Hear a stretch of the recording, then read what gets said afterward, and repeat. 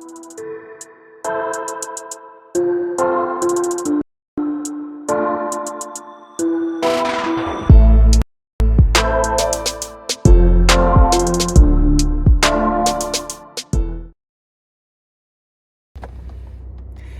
everybody. Welcome back to the Rooted in Community podcast. My name is Dr. Ariel, and I am the co-owner of Rooted Physio and Performance, which is a performance physical therapy and personal training company located in Columbia, Maryland. I'm really excited to be here with you all after we had that long break, coming back into the podcast and just talking about fear today. So fear can be something that I find as a pretty major limiting factor when it comes to people dealing with chronic pain or chronic conditions. And I don't mean this in the sense that fear is, controlling people who are dealing with pain, or fear is driving completely the pain that these people are experiencing. But fear can really be something that limits us. It limits our mindset. It limits what physically we're able to do. And in my opinion, working with people who have chronic pain, it's one of the things that has to be addressed pretty early on, as I'm gaining rapport and trust with somebody, in order for them to fully heal their bodies. So I know we've talked about in previous podcast episodes about the neuroscience of pain and how there is some upregulation or some increase in signaling in the brain in certain areas of the brain when we're in pain. This does not mean that pain is only in the brain, right? You're not making up your pain. You're not completely exaggerating your pain, but there is more and more research coming out that says that when we're in pain for a long time, our pain receptors, these cells that kind of pick up on painful inputs, like if you put your hand on a hot stove, like those cells that are telling you to remove it and that feel that pain signal, those pain signals can get amplified or turned up. And we can also start to detect pain when in situations that shouldn't be painful. So using that same example of like placing your hand on a hot stove and feeling the heat and being like, ouch, that hurts, I want to remove my hand. Well, one aspect of that is, okay, maybe a burning hot stove used to cause me to withdraw my hand, and I used to relate that as pain. But now I've been in pain for 6 months or more. So now instead of that hot burner on the stove, maybe now it's just like something that's warm, right? Like a cup of coffee that's been cooled down, and I go to grab the coffee cup and it's not scalding hot, but it's just room temperature. And even that, I'm like, ooh, that feels painful to me. So that would be considered like something that possibly used to be painful being perceived at a lower threshold. And then there's also this idea that things that didn't used to be painful at all are now being perceived as pain. So pretty classic example is if you've ever had chronic pain, I can think about like chronic abdominal pain, chronic neck pain, and having discomfort over your shirt, like feeling the tag on your shirt and feeling irritated by that. Or if you have chronic abdominal pain, like feeling your waistband of your pants and feeling like that is so painful, like I can't even wear tight pants, or I can't wear certain shirts that have certain tags in them. And maybe you're somebody who's felt that way before, you've dealt with that before, or you have a family member who said that. And these people or yourself, you're not crazy, you're not making this up. It's really that our pain receptors start to get confused and upregulated when we've been in pain for a long time. If we think about fear in that aspect, like imagine just psychologically how that feels. If you're putting on a shirt and it starts to feel like it's causing a searing, burning pain in your neck, or you put on your pair of pants and it starts to feel like your belly's going to explode, like that in itself can cause fear and anxiety on a more psychological level. Let's also talk about the neuroscience in the brain, though. They've done some studies in which people have been in chronic pain, and when people are under pain and duress, and seeing what areas of the brain light up and what areas of the brain are getting more activated. And there's this specific system in the brain called the limbic system. Our limbic system controls some of our emotions, and fear is one of those emotions, and specifically this area of the brain called the amygdala, they've seen it light up in people who have chronic pain.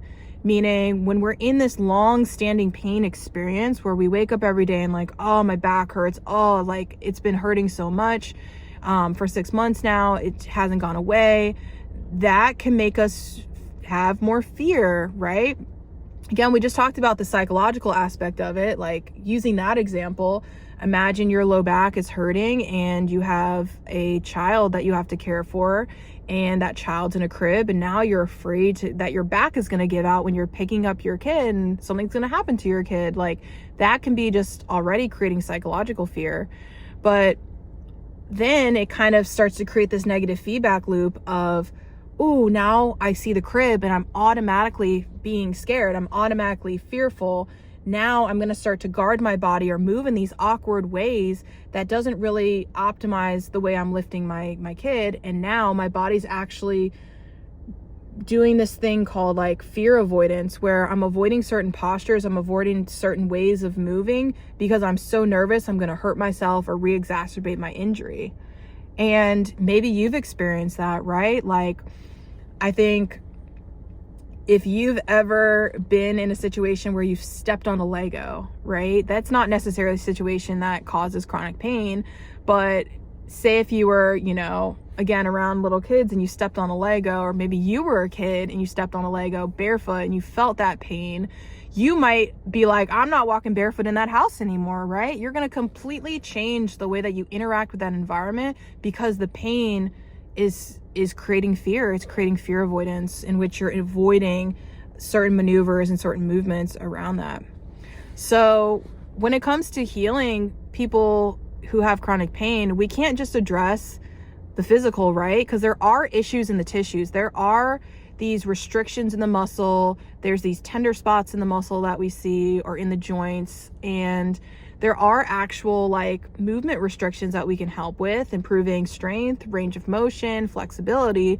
But we also have to talk about like, oh, okay, like how, what positions are you having pain in? Oh, well, I'm afraid to pick up the dog bowl because if I bend my spine and round my spine, even if it's something light, it's going to throw off my back. Then I'm not going to be able to work. I'm not, that catastrophe loop kind of starts to set in. We have to even heal that as physical therapists and as people helping people in chronic pain. There's a reason why more and more you'll start to see, the talk about chronic pain and certain mental health therapists actually being a part of the team, because we have to help you reframe this idea that triggering issue or that triggering movement pattern is going to throw your whole physical body and impairments into a tizzy, right? Like, if you become afraid to bend your spine because you injured yourself bending your spine, then you stop bending your spine completely. Well, your spine is going to get stiff. You're going to maybe start compensating with your hips or with other areas, and you're not going to be moving optimally, right? Even as the spine starts to feel better, if you carry that same fear and you say you're one of these people who, oh, well, I've healed from my pain, but now like I only lift with a flat back. I only lift with a flat back, right? Well, then tell me how you're going to be able to get a baby out of a crib. Tell me how you're going to be able to dive into a pool. Tell me how you're going to be able to stoop underneath like your sink because something's going on with your garbage disposal and you need to check it out. Like, how are you ever going to be able to get into these certain positions that we have to as humans? Human nature and mechanics is not always perfect. It's often awkward. We're often in these really weird, twisty, bendy positions. And if we're constantly sitting there thinking, oh my God, I'm going to get hurt if I go into that. Oh my gosh, like I'm freaking out. And we create this cycle of negative thoughts and negative feedback loop. Again, it's not your fault. Like, there's good reason for it. It is protective at the beginning when we're in our initial state of pain where we want to protect our body from these movements. But if we never outgrow that, if we never challenge that idea, if we never have someone who can help us process these emotions and process this fear, then we are going to be stuck in this either two-pronged pathway. One, we're never going to heal from the chronic pain, and we're going to avoid those positions, and we're even going to avoid other positions because we're just going to be afraid to move in general. Or we're going to get better from the pain, but then we're going to be so restricted and stiff and almost like, we call it like stereotyped movement, where it's like robotic, right? I go to bend and I lift like this, and then I lift like this, and I do this. I have to really think about it. And that in itself can be mentally exhausting, and it's not really that sustainable as we get older. It's going to cause and drive you to limit things. It's going to cause and drive you to do things that are going to limit your life, right? Ultimately, what does chronic pain do? It takes away things from us in our life. It takes away some of our joy. It takes away some of our participation in things with our family, with our community, with our loved ones. It takes away some of that adventure aspect of life, right? Like, especially I see it so much when like people go on vacation and they say, Dr. Ariel, like, I want to be able to go to this area that's, you know, one of the major sites in the world, and I want to be able to climb all these stairs, but there's no railing, and I've needed the railing for so long. All right, well, let's talk about maybe why you need the railing on a motion perspective, but then let's also talk about like mentally, you're leaning on that railing. We got to slowly and gradually get you exposed to different situations where you feel empowered and you feel strong, not just physically, but mentally and emotionally, right? You have to trust your body again. You have to relearn that trust process. This is why unwinding chronic pain can take years and years and years. And it's a really frustrating battle where there might be certain times where the pain flares up. And as humans, we want to know why. We want to know, what one thing did I do that made that pain bad again? When really, as we've talked about before, pain is multifactorial. There's so many different things that are driving our pain experience, right? But if we never address fear, and it's one of those things that's helping drive this pain experience, then we're really not allowing ourselves to heal fully.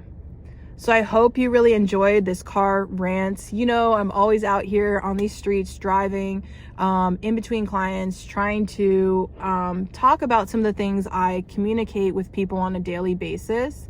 If you're dealing with chronic pain, or if you have never really heard that fear can be attributed to it, please leave us a comment. Please, you know, we should be having these conversations and really talking about the mind-body connection and how to fully heal ourselves. Again, I'll see you on the next episode. Have a lovely rest of your day.